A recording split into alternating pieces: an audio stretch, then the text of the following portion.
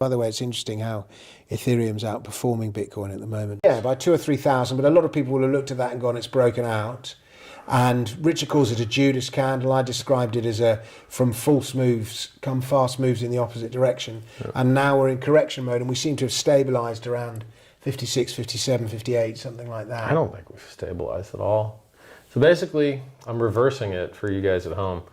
Bitcoin went up, and then it fell out of its parabola, just as I predicted, and then it dropped 55%, and then it did something weird, which it's never done before, and decided to go and make an ever so slightly higher high, which I think is a double top. It doesn't have to be, but I think it is. And then it's gone down again.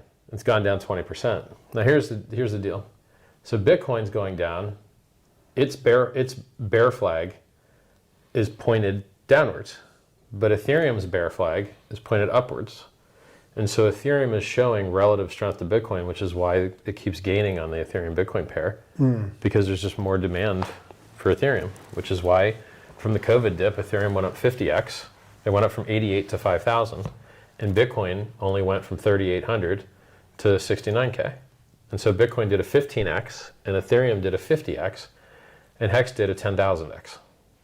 So I only... From the COVID lows to its high was 10,000? No, from January 5th.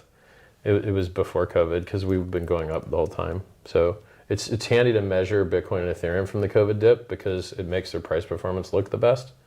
It's like the most gains in the shortest time frame, because it was so harsh and so oversold. Like, everyone got bankrupted. Everyone that was low leverage long got nuked.